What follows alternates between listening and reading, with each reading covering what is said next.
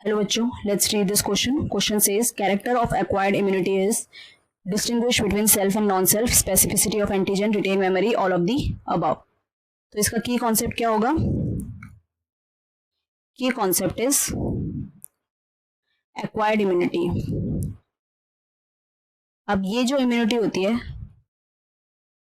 ये हम अपनी लाइफ टाइम में एक्वायर करते हैं, unlike your innate immunity. Innate immunity कैसी होती है? Present since birth. और इसको हम क्या करते हैं? Acquired during life time. During life time. और ये बहुत ही स्पेसिफिक होती है, मतलब ये डिफरेंट टाइप के एंटीजन को रिकॉग्नाइज कर पाती है और उनके अगेंस्ट इम्यून रिस्पॉन्स जनरेट कर पाती है. और फिर जैसे कुछ कि कौन सी सेल हमारी अपनी है और कौन सी सेल जो है वो फॉरेन है, फॉरेन एंटीजन है, उसको ये डिफरेंशिएट कर पाती है. Differentiate between self and non self antigen. अब इसमें क्या होता है? दो ब्रांचेस होती है. एक तो होती है ह्यूमरल इम्यूनिटी. ह्यूमरल इम्यूनिटी के लिए कौन रिस्पॉन्सिबल होता है? B cell. अब बी सेल क्या करता है? ये एंटीबॉडीज प्रोड्यूस करता है और मेमोरी सेल्स प्रोड्यूस करता है.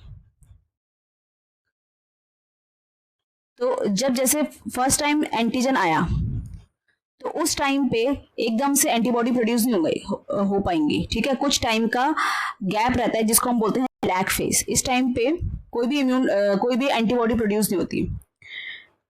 उसके बाद ये लैग फेज कंप्लीट होने के बाद एंटीबॉडी प्रोड्यूस होती है और मेमोरी एंटीबॉडीज प्रोड्यूस हो जाती हैं.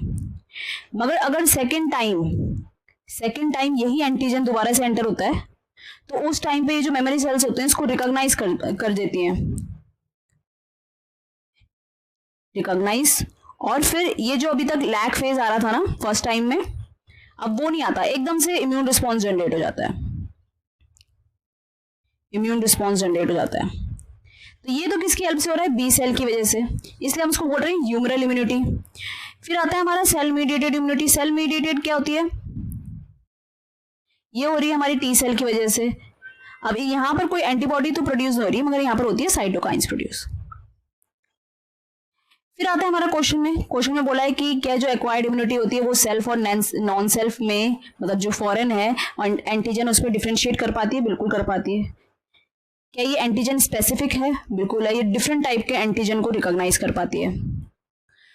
ये मेमोरी रिटेन करती है? बिल्कुल करती है. Memory cell memory antibody produce कर देती है ताकि जो नेक्स्ट टाइम में अगर वही सेम एंटीजन आता है तो उसके अगेंस्ट इम्यून रिस्पॉन्स जनरेट कर देती है फटाफट से. फिर आता है ऑल ऑफ दी अबव. तो इसका करेक्ट आंसर क्या हो गया? All of the above. So I hope you understood it well. All the best.